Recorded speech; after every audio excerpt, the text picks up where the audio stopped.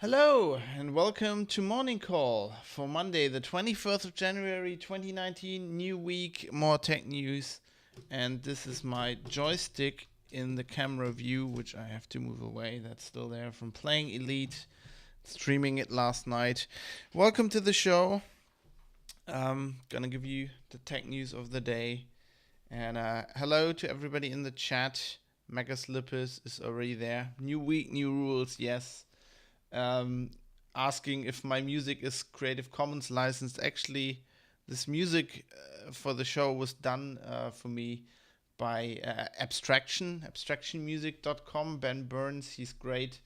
Originally made for I wanted to do an Elite show about spaceships, and I never got around to it. Didn't really have time. But I thought the music is so great, and it does sound a bit like news, like, newsy. So I thought I'll recycle it here.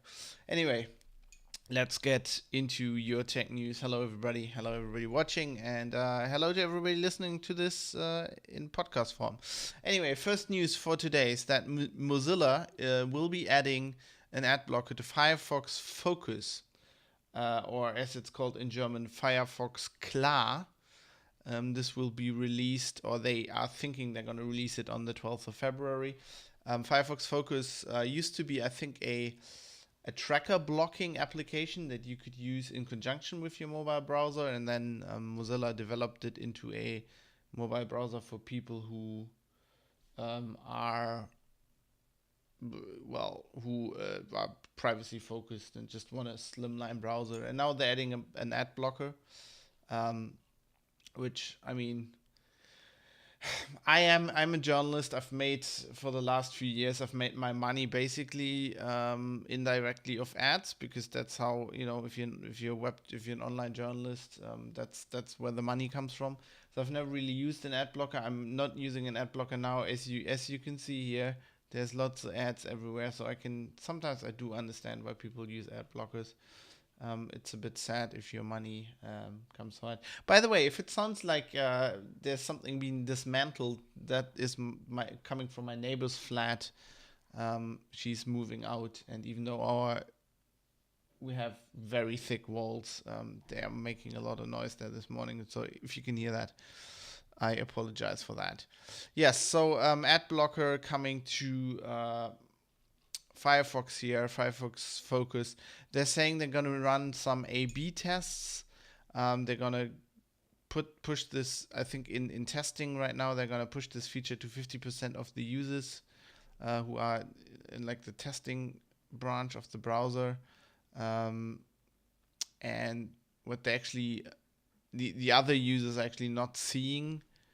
Actually, are they going to do this? I think they're going to do this at release to the normal users, okay? So I think 50% of the users will just not see those features, and the other ones will have ad blocking built in and have it in the options. And then Mozilla wants to see what that does to the browser usage, if people use it more or less. I think this is all tests for building this into Firefox eventually, like the normal Firefox on desktop as well. Yeah, something interesting coming towards news sites there. I think we're seeing browsers building this in more and more because users want it, and like the ad people will have to think of something else. Now you it's not all positive. Like I can understand why people use ad blockers, but the problem is um, what advertisers and publishers more and more are going towards then is like native advertising, and that's even worse. But let's not get into this debate on a Monday morning. I haven't had enough coffee for that. By the way, in case you're wondering, I'm Fab. I think I didn't introduce myself today. Coming from Hamburg as usual, where it's very cold this morning, -4 degrees. I really do not envy those movers who have to carry all the stuff around down there. Um, it's not as cold as it's in Finland. I think in the north of Finland, it's like -30. We have people there in the community. I'm glad it's not that cold, but it's cold enough for me. In other news, Facebook's COO, I think she's COO, Sheryl Sandberg is on a tour of Europe. She was in Munich. What am I drinking? Mega Slippers coffee. I'm drinking coffee, yes, every morning. What else would I be drinking? She's on a PR tour. She was in Munich. They are sponsoring AI research there with millions of dollars, and she's like saying, Facebook has changed since Cambridge Analytica, and we now, privacy controls, and we're going to work with the German Office for IT Security, like the BSI, to make sure in the future it won't be so easy to manipulate elections with stuff like that. It's all very interesting. Yeah, I could be drinking Earl Grey, but then I would be half asleep. Crick. I mean, that's a good choice, but I do need my coffee in the morning.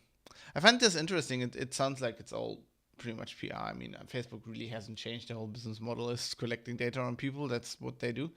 They should just own up to that, I think. She's saying Facebook does good for a lot of people. That's also true. I mean, lots of people, like family interactions, pretty much these days happen on Facebook. And that's not bad. I mean, it has connected people that weren't connected before. It's not all bad. But yes, Facebook are going to Facebook. That's exactly it. In open source security news, we have the news that Let's Encrypt is turning off an older validation method. So Let's Encrypt is a method to get yourself TLS certificates. Make your website HTTPS for free, and they automated a lot of this with software. So they are basically using software to test if you're if you own the website and stuff like that. And the certificates are also not as long running as the ones you pay for at other CAs. So there's lots of automated process, and where like it checks if you still own the domain, and then you get a new certificate and all of that. And the problem is then an older method they used for this, called TLS SNI 01, has found to have security vulnerabilities. The problem is that there are hosters. A security researcher found out last year that there are hosters where you can actually get certificates issued for domains you don't own. So this system, I mean, they fixed lots of these vulnerabilities, but they're probably still at other hosters, and then this is all still a problem. So Let's Encrypt is turning this TLS SNI 01 method off in March. And no, actually on 30th of February, actually.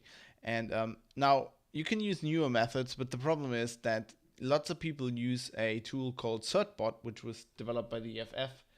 And older versions of that still use this TLS SNI method, especially the ones in Debian, stable, and they won't change in time for this change.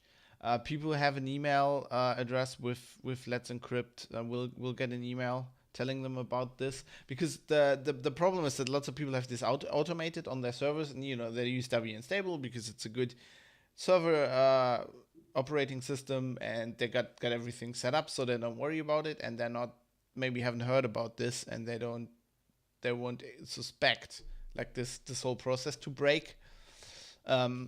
So yeah, if you're using Let's Encrypt and might just be aware of that, like especially if you're on Debian.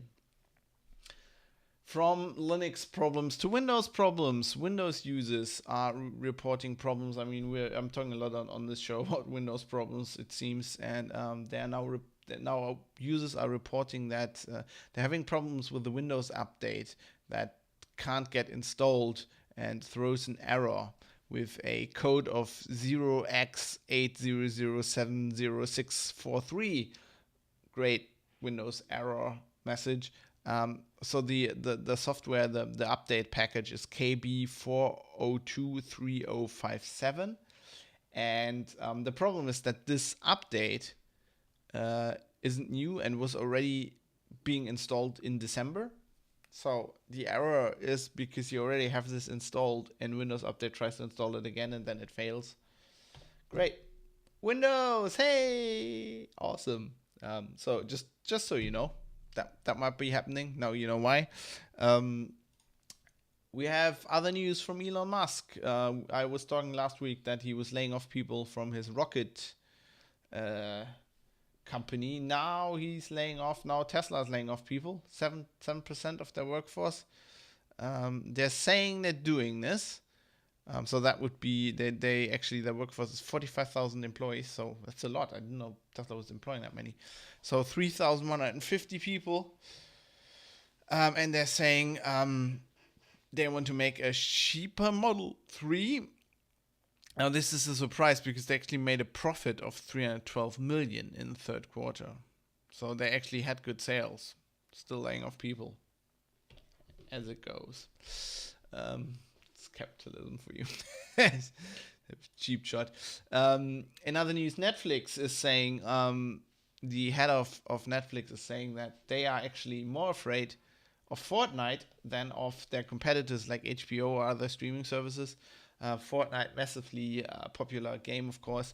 I found this very interesting because it shows what I've known for a long time. I mean, I like writing about video games. And video games in normal media, in normal news, are often belittled. Mega Slippers is posting socialism emojis from the Discord. Maybe I need a social. Maybe I need like. Oh God, I could be really bad. I've just thought of something. I could make like the emoji you get for the highest subscription tier, which is terribly expensive, and make that the socialism icon. That would be fun. Anyway, I do have sub alerts now. They should be working. So if somebody subs or follows, don't. Haha, you bastard. He says, yeah, that would be evil, wouldn't it? That would be bad. Yeah, so don't be irritated if we get messages during this because somebody follows and my Australian lady text-to-speech program reads something out. But anyway, Fortnite, I always thought this interesting because, yeah, video games are belittled by mainstream media, if you want to call it that. And I think this is like they're making a big mistake there because I think video games are just a form of entertainment. I mean, I've always liked them, but they're becoming a mainstream form of entertainment. This is what Netflix is seeing as well. That it's basically all about attention. Like they are.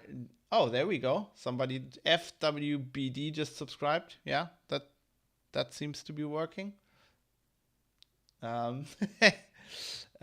Yeah. So. That was what I was talking about. Yeah, that test worked. Yes, so Fortnite, I mean, video games are just another form of entertainment. It's all about attention, and Netflix and other services, they don't care if another service like them steals them the attention or if people are playing Fortnite instead. And I think this is a important thing to realize for everybody. Everybody who produces content is like, video games are just another form of entertainment, and they're becoming more and more popular, which I think is good. There's also Twitch. It's also, taking attention away from normal other more conservative forms of media, like, real, like those. I mean, I think Twitch stream, a lot of people watch it because it's kind of the same niche as like those reality TV shows. It's not. I don't think it's as bad. I think actually it's much better and it's much more real, which I why I like it a lot more. Anyway, just to wrap this up, that was pretty much the hard tech news for the day. I just two more things I want to mention. One thing is Star Trek Discovery. On Friday, I watched the first episode of the second season with Captain Pike coming aboard. I really like that show. I was skeptical. You can listen to a podcast of mine before it aired when me and Mega Slippers Dave were discussing it, and I was very skeptical of this show. But it's kind of won me over, and I gotta say the second season is off to a really good start there. I would urge you, if you like Star Trek and you maybe didn't get into Discovery in season one, or maybe you haven't looked at it because of the press or the way it looks. Give it another chance. Yeah, Crickle says in chat likes the episode as well. I've heard from several people who really liked it. Also, like old school Star Trek people. I think this first episode was really Star Trek.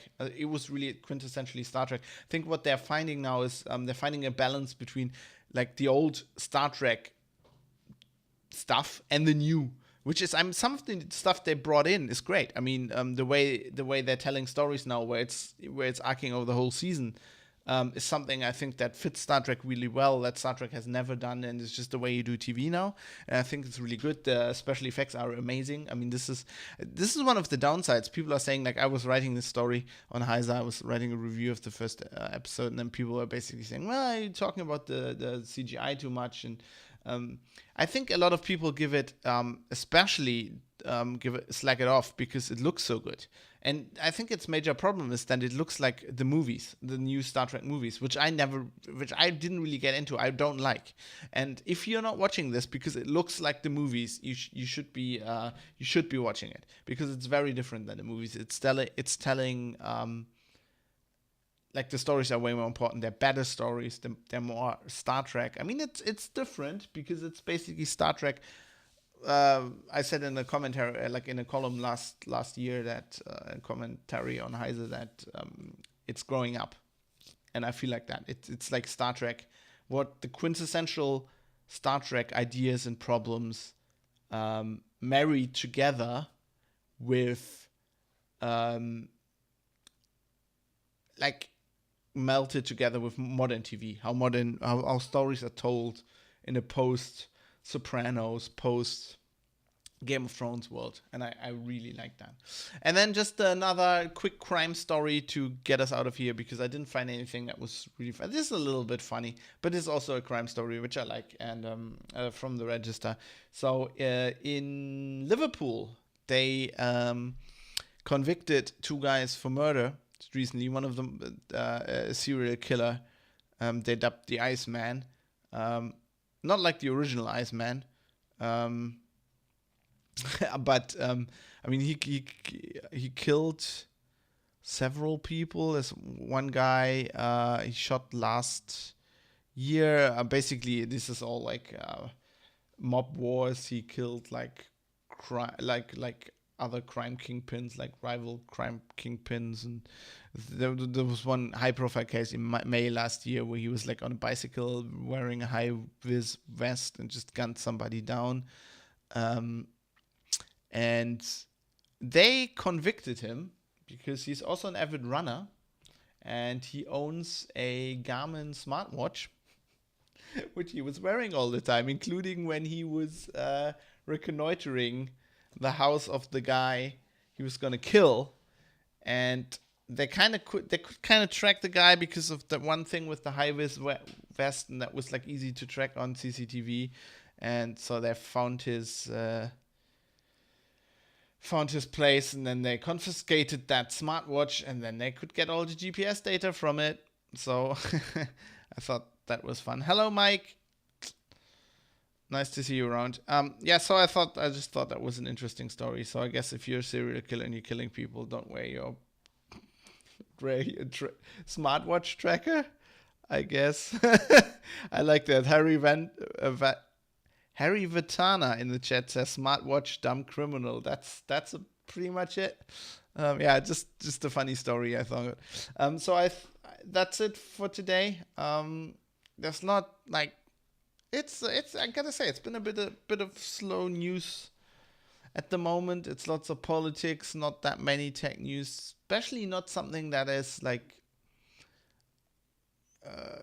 developing. That'll keep us interested. I'm just finding these bits and bobs here and there, but like not something that'll keep you you know occupied during the week. I don't know. I will see.